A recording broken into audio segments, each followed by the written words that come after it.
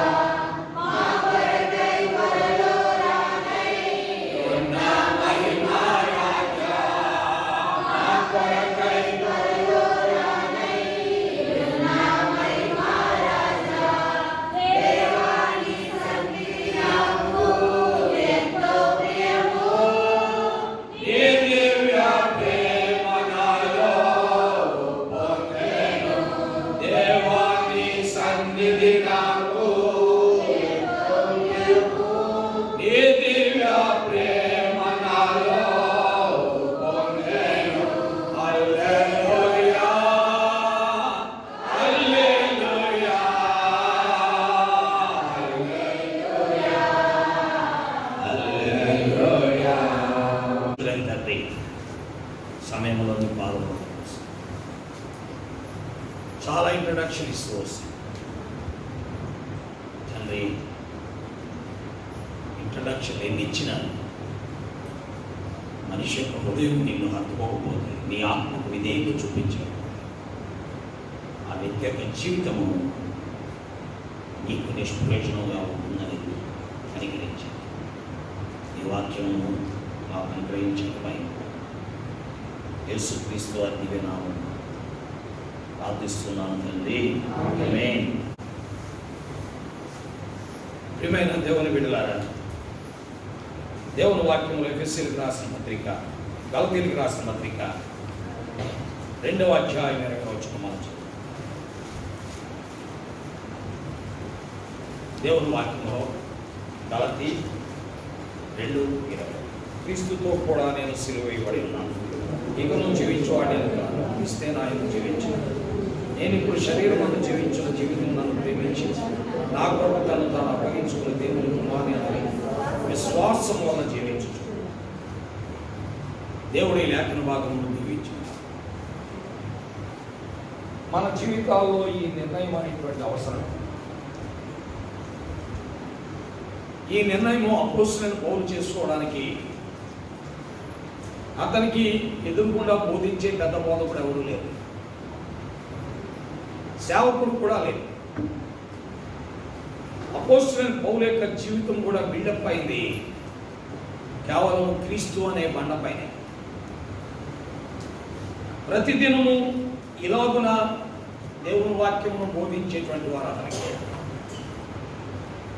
కాబట్టి he built his house on the stone of lord Jesus, యేసుక్రీస్తు అనే బండ పైన తన యొక్క గృహాన్ని నిర్మాణం చేసుకుంటూ వచ్చాడు.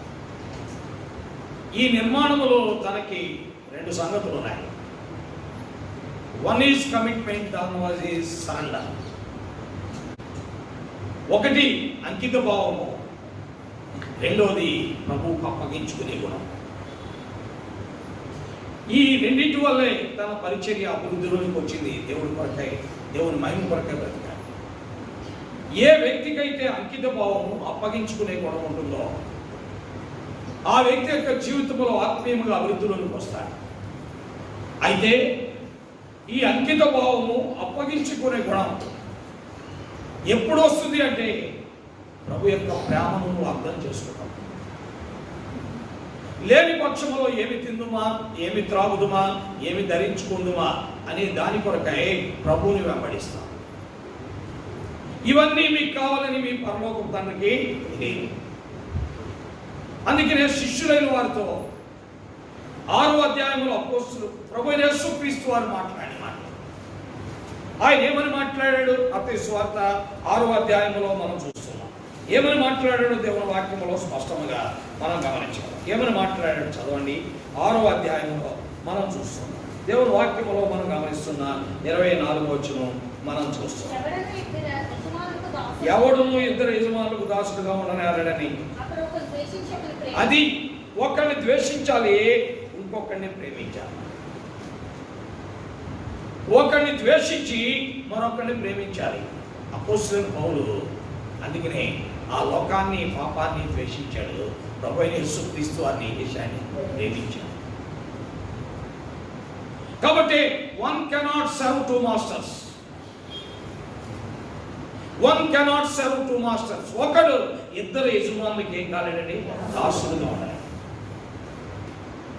అందువల్ల ఒకడు తప్పకుండా ఒక వ్యక్తిని ద్వేషించాలి, మరొక వ్యక్తిని ప్రేమించాలి. దేవుణ్ణి ప్రేమించుడు కొరకై నిర్ణయాలు అపోస్తలుడైన పౌలు చేశాడు. తనకు ఒక అంకిత భావం ఉన్నది, తద్వారా దేవుడికి అప్పగించుకున్నాడు. If you don't have commitment, you don't surrender to the lord. గుర్తుపెట్టుకోండి. If you don't have commitment, you will not surrender to the lord. దేవునికి నిన్ను నువ్వు అప్పగించుకోవాలి. కాబట్టి నీ కమిట్మెంట్ అనేటువంటిది ఉండాలి. ఈ కమిట్మెంట్, సరెండర్ అనేది ఎప్పుడు వస్తుంది?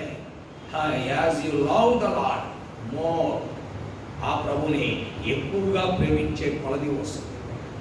The more you love your son, the more you love your daughter, you will commit and you will surrender. నీ కూతురు నువ్వు ప్రేమించే కొలది, నీ కొడుకు నువ్వు ప్రేమించే కొలది నువ్వు ఏదైనా చేయడానికి సిద్ధంగా. ఎందుకంటే ఎంత డబ్బు అయినా ఖర్చు పెట్టాల్సి సిద్ధంగా. వాడి కొరకే ఎంత డబ్బు, ఒక 30 లక్షలు వీడి మీద పెట్టుబడి పెట్టడానికి ఆయన సిద్ధపడ. ఎందుకంటే the more you love your son, the more you will spend money on him.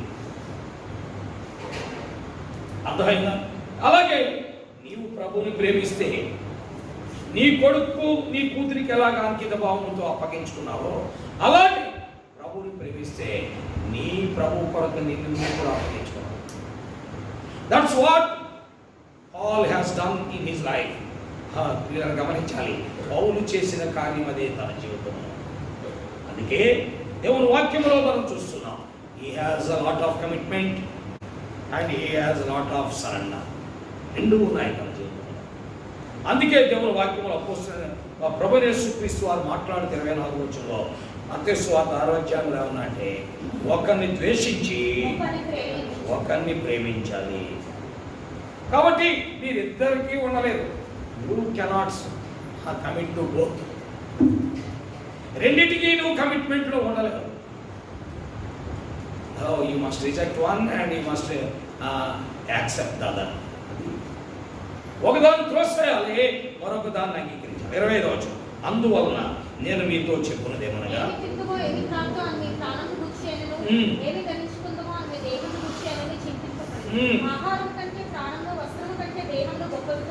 కాబట్టి ఏమి తిందుమా, ఏమి త్రాగుదుమా, ఏమి ధరించుకుందుమా అనేటువంటి ఆలోచనే విశ్వాస యొక్క జీవితంలో ప్రభు కమిట్ అవ్వకుండా చేస్తుంది. Is it not correct? You imagine? కాదంటారా? డెఫినెట్. ఏమి తిందుమా, ఏమి త్రాగుదుమా, ఏమి ధరించుకుందామా అనే ఆలోచనే ప్రభువుకి కమిట్మెంట్ లేకుండా చేస్తుంది. విశ్వాస యొక్క జీవితం పతనమయ్యేది అక్కడే. అతను బ్యాక్ స్లైడ్ అయ్యేది కూడా అక్కడే. అతడు దేవునికి ఉపయోగపడదు కూడా అక్కడే. అతడు దేవుని కొరకై సరైన పరిపక్వమైన స్థితికి రాకుండా అనగగొట్టబడేది కూడా అక్కడే. అతడులో విత్తనం పడలేదంటే పడింది అని ముండ్ల పొదలు, గచ్చబోదలు ఎదిగిన తర్వాత అవి అతన్ని ఏం చేశాడు? అని చేశాయి. వీటి గురించి వాక్యం ఏమని వివరించాడు? వాడికి ఐక్య విచారాలు, ధన మోసము, ఇంకా చాలా చాలా వాటిలో పడిపోవడం వల్ల అతను ఏం చేయబట్టాడు? అణగారిపోయాడని దేవుని వాక్యంలో లోకాసు వార్తలో 8వ అధ్యాయంలో మనం చదువుతున్నాం. ఏమని రాయబడి చదవండి. దేవుని వాక్యంలో మనం చూస్తున్నది లోకాసు వార్త 8వ అధ్యాయంలో మనం చూస్తున్నాం. ముండ్ల పొదల్లో పడిన విత్తనమును పోలిన వారు ఎవరనగా ఈ జీవన సంబంధమైన విచారములు, ధనభోగముల చేత విత్తనము లేదా అంటే ఉంది కదా. విశ్వాసి కాదంటే విశ్వాసి కదా. ప్రభు నెరగనవాడంటే ఎరిగిన వాడే కదా. But why that fellow, why that woman, why that young girl, why that young boy is not growing spiritually? There is something wrong somewhere else. ఎక్కడో ఒక చోట ఏం జరిగింది? దెబ్బతింది. అందుకే దేవుని వాక్యంలో మనం చూస్తున్నాం, ప్రభువారానికి శిష్యులకు మొట్టమొదటే ఈ వర్తమానం ఇచ్చాడు. 6వ వచనంలో కొండ ప్రసంగం. ఆ కొండ ప్రసంగంలో ఆయన మొట్టమొదటి ఈ వర్తమానం ఇచ్చాడు. మరి తినడానికి ఆహారం వద్దా, కట్టుకోవడానికి బట్ట వద్దా, మరి అన్నీ వద్దా? కావాలి. ఇవన్నీ వద్దా? ఇవన్నీ లేకుండా నువ్వు అడుక్కోమని చెప్తున్నాడండి దేవుడు. 25వ వచనంలో మనం చూస్తున్నాం. ఏమన్నాడు చదవని? ఏమి తిందుమా, ఏమి త్రాగుదుమా, ఏమి ధరించుకుందుమా అని మీ దేహం కూర్చేయను చింతికపోయి. మరి ఇవన్నీ వద్దా? తినడానికి తిండొద్దండి. తినడానికి తిండొద్దా? కట్టుకోవడానికి బట్టలు వద్దా? ఇవన్నీ వద్దా? ఇవన్నీ కావాలని ఆయన తెలియదు. నిన్ను నిర్మించినోడు తెలీదా? నిన్ను సృష్టించినోడు తెలీదా? అందుకనే ఇవన్నీ మీకు కావాలని మీ పరలోకి తండ్రి తెలియదు. 32 అది 32వ వచనం. ఆయన తెలుసు, ఈ నోస్ ప్రతి వేళ. కానీ ఇవన్నీ కావలసిన దేవుడికి తెలుసు. కాబట్టి నీ నుండి ఆయన కోరుకునేది ఏంటంటే you must have commitment and you must have surrender. In spite of all these things, ఇవన్నీ కావాలని ఆయనకు తెలుసు కాబట్టి ఆయనకు అప్పగించుకోండి. 27వ వచనం ఏమైంది? నీలో ఎవడు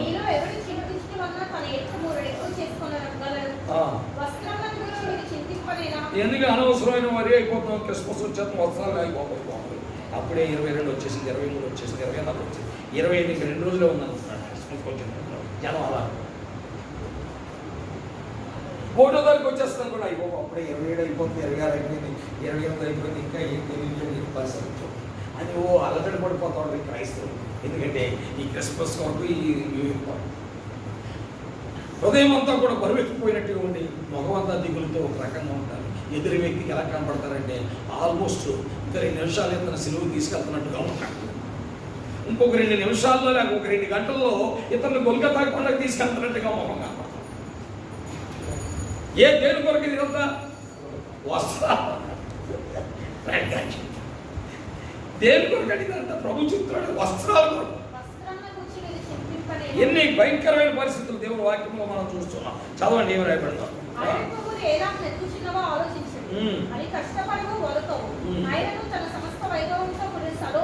కాబట్టి ఇవన్నీ చెప్పిన తర్వాత మీరు అల్పవిశ్వాసులుగా ఉండకండి అని చెప్పి 31వ వచనంలో మళ్ళా అన్నాడు. ఏమన్నాడు చూడండి,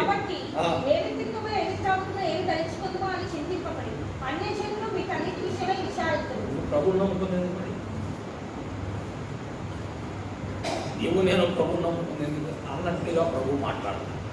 అందుకే పిల్లల అపోస్తలుడైన పౌలుకి కమిట్మెంట్ ఉంది, అంకిత భావం ఉంది, అప్పగించుకున్నట్టు కూడా ఉంది. చాలామందికి అంకిత భావం ఉండదు కానీ అప్పగించుకోరు ప్రభు, అక్కడే దెబ్బతింటారు. They have commitment but they don't want to surrender. అర్థమైందండి? అంకిత భావం ఉంది కానీ అప్పగించుకోబోతాడు దేవుడు పనికొస్తాడా అని. కాబట్టి దేవుని పరిశుద్ధమైన నామం పేరిట దేవుని ప్రేమించుట అంటే అర్థం ఏంటంటే, ఆయన ప్రేమ నీకు అర్థమైంది అంటే అర్థం ఏంటంటే ఆయనకు అప్పగించుకునుగా ఆయన ప్రేమించు. అందువల్ల ఈరోజు నా విశ్వాస యొక్క జీవితంలో అనపబడుతున్నాడు, అనగారిపోతున్నాడు. గుడికి వెళ్ళలేదా? వెళ్తున్నాడు. బైబిల్ లేవో ఉన్నాయి, ఎంత పుస్తకాలు లేవో ఉన్నాయి. ప్రతిసారి ప్రింట్ చేయించినప్పుడు కొత్త కొత్త పుస్తకాలు మళ్ళీ కొంటున్నాడు. పాత ఏది బయట పెట్టేస్తాడు. లేకపోతే వాటిని బైండింగ్ చేయించి లేని వారికి ఇస్తున్నాడు.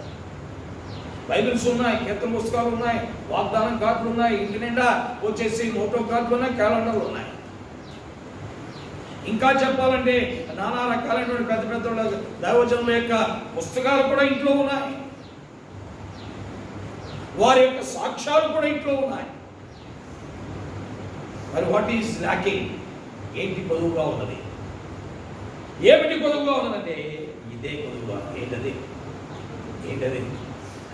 అంకిత భావము, దేవుడికి అప్పగించుకోలేదు. ఈ రెండింటి వల్ల ఏమైపోయిందంటే మనుషుని యొక్క జీవితంలో ఫలించవలసినంత ఫలితాలు కనపడట్లేదు. ఫలించవలసిన రీతిగా ఫలించలేకపోతున్నాడు, ఫలించవలసిన అంతస్తులోనికి వెళ్ళలేకపోతున్నాడు, అనగొట్టబడుతున్నాడు, లేక ఈ జీవన వ్యాపారంలో చిక్కుకుంటున్నాడు. దినములు గడిచే కొలది మనం చదివారు, ఇప్పుడే బ్రదర్ చదివారు కదా 8వ అధ్యాయంలో ఎన్నో వచ్చిన లోకాసు వార్త చదవండి. ఏమని రాయబడిందో మనం వినలేదంటే విన్నాడు. కాలం గడిచిన కొలది విన్న వాక్యం అతనిలో నిరంతకమైంది. ఎందుకంటే ప్రభువుని ప్రేమించుట్లో తగ్గిపోయాడు. కాబట్టి కదా మనం ఎప్పుడైతే ప్రభువుని ప్రేమించుటూ మొదలు పెడతామో అప్పుడే మనలోకి ఆ కమిట్మెంట్, ఆ సరెండర్ అనేటువంటి వస్తుంది. లేక అంకిత భావము అప్పగించుకుంటే వస్తుంది. ఎప్పుడైతే మనం ప్రభువుని ప్రేమించుట్లో ఉండలేమో, చూడండి, మనం ఎవరినైనా ఒకరిని ప్రేమించామంటే దానికి అంత ఎంతైనా రెడీ కావాలి. చెప్పాను ఉదాహరణ, ఈ కుమార్తెను ప్రేమిస్తే, ఈ కొడుకును ప్రేమిస్తే how much you will get it ready. అర్థమైనా? ఎంతగా నువ్వు రెడీ అయిపోతావు. You can spend any much amount of money అతని మీద, ఆమె మీద, అతని మీద ఎంత డబ్బైనా ఖర్చు పెట్టడానికి సిద్ధపడతావు. Because you have commitment. That's why you are surrender to the commitment. ఆ కమిట్మెంట్కి నువ్వేం చేసుకున్నావు? సరెండర్ చేసుకున్నావు. పిల్లలు అపోస్తలుడైన పౌలు చేస్తున్న పనిదే. అందుకనే ప్రభు బిడ్డలైన మన జీవితాల్లో కూడా దేవునికి మనల్ని మనం అప్పగించుకోవాలి. అప్పగించుకున్నప్పుడు ఇద్దరు యజమానులకు మనం దాసులుగా ఉండాలి. అర్థమైందని. ఎందుకంటే ప్రభు యేసుక్రీస్తు వారు చెప్పిన మాటలు చాలా విలువైన కూడా. అవే మాటలు అపోస్తలుడైన పౌలు పలు స్థలాల్లో రిపీట్ చేస్తూ వచ్చాడు. కొరింథీయులకు రాసిన మొదటి పత్రిక 10వ అధ్యాయంలో మనం చూస్తున్నాం. 2 కొరింథీ 6వ అధ్యాయంలో 18వ వచనంలో మనం చదువుతుంటే అక్కడ రాయబడిన మాటలు కూడా అవే. ఏమని రాయబడింది మనం చూడండి. 18వ వచనంలో 14 కూడా చదువుతాం. మీరేమని? అది అంటే నీతి ఉంది, దుర్నీతి ఉంది. నీతి వేరు, దుర్నీతి వేరు. నీతి అంటే ప్రభువుకు సంబంధించింది, దుర్నీతి అంటే అపవాదికి సంబంధించింది. దీనివల్ల ప్రమాదం ఉంది. ఒకడు ఇద్దరు యజమానులకి ఏం కలగదు. కానీ నీతికి దుర్నీతికి కూడా దాసులు ఉండలేదు. రెండు చేయలేము. Whether you walk in the righteousness or you walk in the filthiness. ఆ దుర్నీతిలో నడు, లేకపోతే నీతిలో నడు. రెండింటిలో ఎలా నడుతాం? రెండింటిలో నడవగల. నేను ఎక్కితే బస్సు అన్న ఎక్కువ, లేక ట్రైన్ అన్న ఎక్కువ. నేను బస్సు ట్రైన్ కూడా ఎక్కుతానంటే ఎక్కదా? ఎక్కలే. అవునా? ఏదో ఒకటి డిసైడ్ అవుతాను. ఒకవేళ దుర్నీతే నీకు కావాలనుకున్నావా, దేవుని కోపం ఆకాశం నుండి నీ మీద రగులుకుంటుంది. గుర్తుపెట్టి అదే 18వ వచనం, రోమా 1:18. రోమా 1:18 ఏమని రాయబడింది? దుర్నీతి చేత సత్యమును అడ్డగించు మనుష్యుల మీద దేవుని కోపము పరలోకము నుండి రగులుకొంచున్నది. దేవుని యొక్క సత్యాన్ని దుర్నీతి చేత అడ్డగించే మనుష్యుల యొక్క సమస్త భక్తిహీనత మీద, దుర్నీతి మీద దేవుని కోపము పరలోకము నుండి బయలుపరచబడింది. అక్కడి నుండి కురుస్తుందని ప్రమాదం. కాబట్టి you decide your self whether you walk in దుర్నీతి ఆర్ యూ వాక్ ఇన్ నీతి. ఎన్నో కథలు నడవాలి. రెండింటిలో నడవడానికి ఇంకా ఏం చెప్తున్నాడు? ఏమన్నాడు చదవండి. వెలుగు. You should not walk in both. You should not walk in light and also dark. You like to walk in dark or you like to walk in the light. చీకటిలో నడవటానికి నువ్వు నిర్ణయించుకో, లేదా వెలుగులో నడవటానికి నిర్ణయించుకో. వెలుగు చీకటిలో రెండింటిలో నడవలేవు. అందుకే ప్రభు అలా మీరు ఆయనకు అన్యోన్య సహవాసం కలవాలని ఎలా మీరేం చేస్తారు? వెలుగులోనే 1:5-6 అదే కదా. యోహాను రాసిన మొదటి పత్రిక 1వ అధ్యాయం 6వ వచనంలో మనం చదువుతున్న మాటదే. ఏమని రాయబడింది చదవండి. ఆయనతో సహవాసం గలవారమని చెప్పుకొని మనం చీకటిలో నడిచినేలా మనం అబద్ధమాడుచు సత్యమును జరిగింపకూడదు.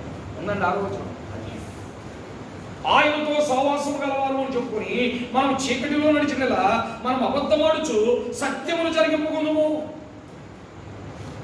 You are telling lies. You are against the truth because you are walking in the dark. నీవు చీకట్లో నడుస్తున్నావు కాబట్టి అబద్ధమాడుచు సత్యమును జరిగించావు. కాబట్టి డిసైడ్ యువర్ సెల్ఫ్. చీకట్లో అన్నాడు, లేకపోతే వెలుగులో అన్నాడు. కొంతసేపు వెలుగులో, కొంతసేపు చీకట్లో, లేకపోతే ఆదివారం అంతా వెలుగులో, సోమవారం శనివారం దాకా చీకట్లో. నీ ఇష్టం, నడుగుతాడు.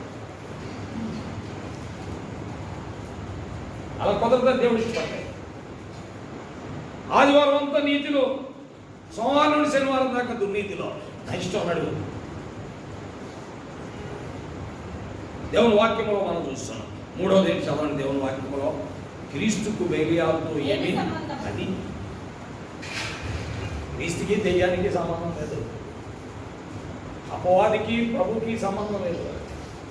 నడిస్తే ప్రభులో నడుగు, లేకపోతే అపవాదిలో నడుగు. అపవాదిలో ప్రభువులో కూడా నడవలే. నడవగలవా? నడవలేదు. ఒకరిద్దరి మనకి ఏం కాదు. కాబట్టి you walk with Jesus Christ or you walk with the devil. దెయ్యముతో క్రీస్తుతో కూడా నువ్వు నడవలేవు.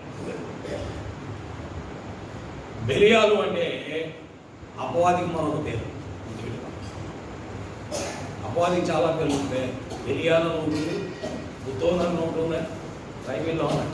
ఇవన్నీ కూడా జాన్ కీట్స్ అనేటువంటి ఆయన ఇంగ్లీష్ పోయిట్లో రాస్తారు, పోయంలో రాస్తారు. ఎందుకంటే ఆయన ఇంగ్లీష్ పోయంలో చెప్పేది ఏంటంటే ప్యారడైజ్ లాస్ట్ అని, అందులో చెప్పేది ఏంటంటే శాటన్కు ఉన్న పేర్లు చెప్తాడు. ఒకటి బెలియాలు, రెండవది బుద్ధో, దాన్ని ఏమంటారంటే పైతా. ఈ విధముగా అపవాదితోనూ క్రీస్తుతో కూడా నువ్వేం చేయలేవు, నడవలేవు. కాబట్టి ప్రభులో నడవాలి. ఆయన కొడుకుని. అందుకని నీకు అంకిత భావం ఉంటే క్రీస్తుతో నడుస్తావు, నీకు అంకిత భావం ఉంటే క్రీస్తుకు సరెండర్ అవుతావు, నీకు అంకిత భావం ఉంటే వెలుగుతో నడుస్తావు, నీకు అంకిత భావం ఉంటే వెలుగుతో సరెండర్ అవుతావు, నీకు అంకిత భావం ఉంటే నీతితో ఉంటావు, నీకు అంకిత భావం ఉంటే నీతికి సరెండర్ అవుతావు. దేవుని వాక్యంలో మనం చూస్తున్నాం. అందుకే ఇంకా ఆయన మాట్లాడుతూ ఏమంటున్నాడు 18వ దేవుని ఆలయానికి విగ్రహాలకి ఏం పొందిగా.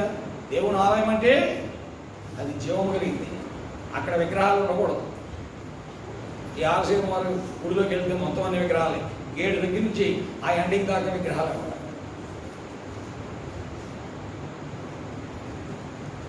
గేటు దగ్గర పెట్టే మొట్టమొదటి విగ్రహాలు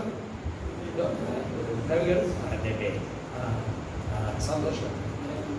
మరియమ్మ చేతులు ప్రభు పెట్టాము. ఇక అక్కడి నుంచి లైన్లో ఉంటాయి విగ్రహాలు. ఏదో సెయింట్ జేవియర్స్ అంటాడు, సెయింట్ జోసెఫ్స్ అంటాడు, సెయింట్ ఇంకోటి అంటాడు. లోపల అంతా విగ్రహాలే. అవునండి. కాబట్టి విగ్రహాలకి దేవుని ఆలయంలో సంబంధం లేదు. అందుకనే అన్నాడు, మీరు జీవం గల దేవుని ఇటు విగ్రహాలతో కూడా ఉండి ఇటు దేవునితో కూడా నేను ఉంటానంటే కుదరదు. You must have commitment and surrender to the Christ. ఉండాలి, క్రీస్తుకు నేను నువ్వేం చేయాలి, అప్పగించు. అయ్యా మా కులస్తులందరూ మమ్మల్ని వెలివేస్తున్నారు, అలా లేకపోతే. కాబట్టి ఏదో అప్పుడప్పుడు అలా ఉన్నాం, అప్పుడప్పుడు ఇలా ఉన్నాం అంటే కుదరదు. అప్పుడప్పుడు అలా ఉంటా, అప్పుడప్పుడు ఇలా ఉంటాడు కుదరదు. అలా ఒప్పుకోవట్లేదు కదా దేవుని వాక్యం. అందుకేగా ఒప్పుకున్నందువల్లే కదా నీ తండ్రి ఇంటిని, నీ బంధువులు నీ దేశాన్ని విడిచిపెట్టమన్నాడు. లేదా కొంతసేపు బంధువుల దగ్గర, కొంతసేపు తండ్రి ఇంటి దగ్గర, కొంతసేపు మరి దేశంలో నుండి అక్కడ ఇక్కడ కూడా గడుపుతూ ఉంటామండి, నీతో పాటు కూడా గడుపుతాం అని అనలేదు. అక్కడ అన్నాడా? అనలేదు. పోనీ అలాగంటే ప్రభువారు నువ్వు కూడా అలాగే ఉండొచ్చు. ఆయన ఏమన్నంటే నీ తండ్రి ఇంటిని, నీ బంధువులు నీ దేశాన్ని విడిచిపెట్టకపోతే నువ్వు నన్ను వెంబడించలేవు. ఒకడు ఇద్దరు యజమానులకి ఏం కలడు.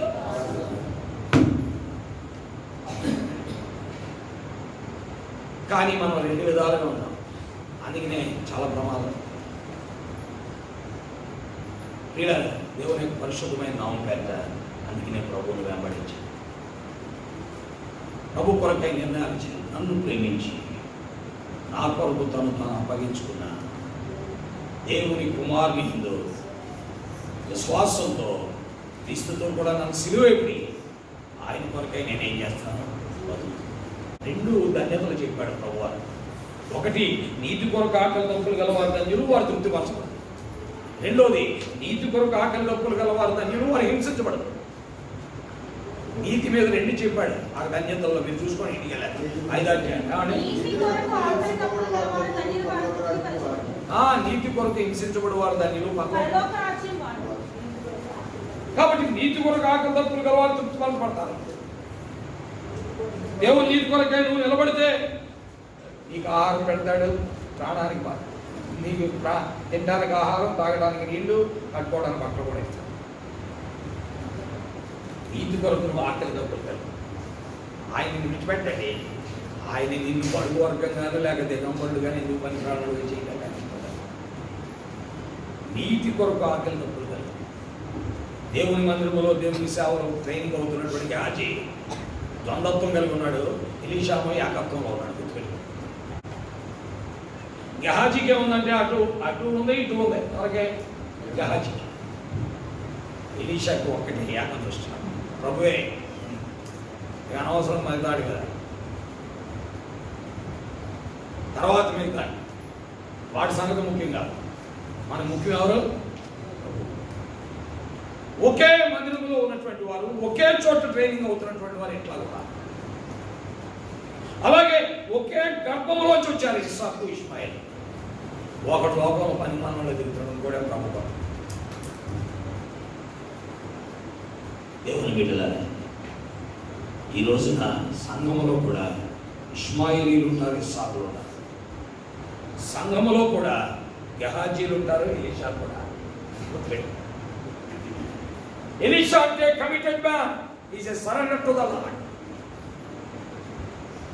గెహాజీ రెండు విధాల ఇద్దరు యజమానులకి ఏముండేవాడు? దాసుడుగా ఉండేవాడు. రెండు కావాలి. కాబట్టి దేవుని యొక్క మందిరంలో ఈ రోజున ఇష్మాయిలీలు ఉండొచ్చు, ఇస్సాకులు కూడా ఉండొచ్చు. అందుకనే యేసు ప్రభు వారే డివైడ్ చేశాడు. ఆ ఇష్మాయిలీని ఏమన్నా అంటే బుద్ధి లేని కలిగి ఉన్నాడు, ఆ ఇస్సాకుల్ని ఏమన్నాడు? ఇంకో రకంగా చెప్పాను, అంతే తేడా. ఆయన చెప్పాడు, చెప్పలేదు. కాబట్టి నన్ను ప్రేమించి నా కొరకు తను తాను అప్పగించుకున్నాను. దేవుని కుమారుని అందరి విశ్వాసం వలన వేయించాలి, జీవించాలి. ఆయనకు అప్పగించుకొని బ్రతకాలి. ఆయనకు అప్పగించుకొని మన జీవితాలు పోలు గడిపాడు. ఆయన సాక్ష్యం పోయిన వారిలో ఇక్కడో అక్కడో చదివిపించాడు. ఎక్కడది? ఎబినేజర్లో చదివిపించాడు. ఏంటంటే ఆయన సాక్ష్యం. మరి 2 కొరింథీ 11వ అధ్యాయంలో మనం చూస్తున్నాం, ఎన్నో రోజులు ఆకలి తప్పులతో ఉన్నాను, జాగాలతో ఉన్నాను, ఒకటి తక్కువ, మరి 40 దెబ్బలు 5 సార్లు తిన్నాను, అనేకమైన ఇబ్బందులు పడ్డాను. అయినా ప్రభు నన్ను తప్పించాడు. సింహము నోటి నుండి ప్రభు నన్ను ఏం చేశాడు? తప్పించాడు. ఇలా నీ జీవితంలో నిన్ను పాడు చేయాలనుకునేవాడు ప్రభు మాత్రం కాదు, పాడైపోవాలనుకునేవాడు నీవే, పాడైపోవడానికి అపవాదంతో స్నానం చేసేవాడు నీవే. గుర్తుపెట్టు. ఇన్నెప్పుడు ప్రభు పాడు చేయడు, ఇన్నెప్పుడు ప్రభు నష్టపరచు. నువ్వు పాడైపోతున్నావు అంటే కారణం నీవే. నువ్వు పాడైపోతున్నావు అంటే కారణం నువ్వు అపవాదితో స్నేహము చేయడు. ప్రభు నిన్నెప్పుడు పాడు చేయడు. నీకు పేరు తేవాలని ప్రయత్నించేవాడు, కనపరచాలని ప్రయత్నించేవాడు, హెచ్చరించాలని ప్రయత్నించాడు. ఎందుకంటే అతడు నా నామం ఎరిగిన వాడు కనుక నేను అతన్ని కనపరిచాను. అతడు నన్ను ప్రేమించున్నాడు కనుక నేను అతన్ని తప్పిస్తాను. పాడైపోయింది నువ్వే. కేవలం నీ మనస్సును బట్టి, నీ ఆలోచనలు బట్టి, నీ తలంపులను బట్టి, నీ యొక్క నడవడికను బట్టి నేను నువ్వేం చేస్తావు? నష్టపరచు. కాబట్టి యవ్వన బిడ్డలారా, యవ్వన సహోదరులారా, పెద్దలారా, వృద్ధులారా, మధ్య వయసులారా, ప్రభువుకు అప్పగించుకో, ఒక నిర్ణయం చేసుకో. దేన్ని ప్రేమించాలో. ఎందుకంటే ఒకరిని ద్వేషించి మరొకరిని ఏం చేయాలని? ప్రేమిస్తేనే ప్రభువును నువ్వేం చేయగలవు? ఇద్దరిని మాత్రం నువ్వు ప్రేమించిన వల్ల ప్రభువును నువ్వు ఏం చేయలేవు. నిర్ణయాలు మనమే. ప్రభువుకు అప్పగించుకో. ప్రభు పాదాలను సాగి ప్రభు తన వాక్యం మమ్మల్ని నడిపించి ఆయన కొరకే నేను మనల్ని నడిపించి నిర్వహించుగాక. ఆమేన్. పరిశుద్ధులైన తండ్రి, ప్రేమలేని మా దేవానికి ఎంతో వందనాలు. నీ కుమారుడు మా ప్రభువును రక్షకుడైన యేసుక్రీస్తు వారి దివ్యనామం పేరిట నీ పాద సాన్నిధ్యానికి రావడానికి మీరు ఇచ్చిన తరుణం కొరకై స్తోత్రాలు. మా ఎడల మీరు కలిగి ఉన్న తలంపులు, స్థానములు, మమ్మల్ని ప్రేమించే విధానం కూడా అద్భుతమైనది. మా జీవితాలను అభివృద్ధిలోకి తెచ్చి క్షేమంతో, ఆశీర్వాదంతో నిలబెట్టి నడిపించాలని కోరుతూ ఈ పరిశుద్ధ లేఖనముల ద్వారా మమ్మల్ని సంధిస్తున్న విధానం కొరకై మీ వందనములు, స్తోత్రాలు చెల్లిస్తున్నాం. అయితే మేము సరైన రీతిలో నిన్ను అర్థం చేసుకునే కారణం బట్టి నిన్ను వెంబడించలేకపోతున్నాం, లేక మాకు అర్థమైనట్లుగానే నిన్ను వెంబడిస్తున్నాం, కానీ నీ వాక్యము చెప్పినట్లుగా మాత్రము నిన్ను వెంబడించలేని దుర్గతి మాలో ఉన్నదని నీ సంగతిలో ఎరుగుతూ ఉన్నాం. నీ పాదములతో కోస్తున్నాం. నీ వాక్యము మా హృదయాల్లో ఫలితాలను తీసుకురండి. మాపై నీకు దృష్టి ఉంచండి దేవ. చిన్నలను, పెద్దలను, యవనస్తులను, మధ్య వయస్కులను, వృద్ధులను అందరినీ కూడా నీ బలమైన కృపతో దర్శించి కార్యాన్ని చేయమని ప్రార్థిస్తున్నాను. సమస్య మీ చేతులకు సమర్పించుకుంటూ విస్తారమైన నీ కృప, మీ దయా కోరుకుంటూ నీకే మహిమా ఘనత ప్రభావం ఆరోపిస్తుంది. నీ బిడ్డలు తిరిగి వెళ్తుండగా లూకాసు 24:50 ప్రకారం చేతి వారి దీవించి పంపించాం. కలుసుకో వరకు మీ కృపనిమ్మని మేమేమి వినిచున్నామో, ఏమి గ్రహిస్తున్నామో వాటి అన్న నిలుచుండుకు మాకు తగిన శక్తి దయచేయండి. యేసుక్రీస్తు వారి దివ్య నామంలో ప్రార్థిస్తున్నాము తండ్రి. తండ్రి, కుమార, పరిశుద్ధాత్మ త్రియేక దేవునికి మెండైన సహాయము, సన్నిధి, తోడ్పాటు చేరువచ్చిన ప్రతి ఒక్కరికి ఆయన మెరుగుడు సకల పరిశుద్ధులకు ఇప్పుడు ఎల్లప్పుడూ ఆయన రాకడ పర్యంతం సదా తోడై ఉండును గాక. ఆమేన్.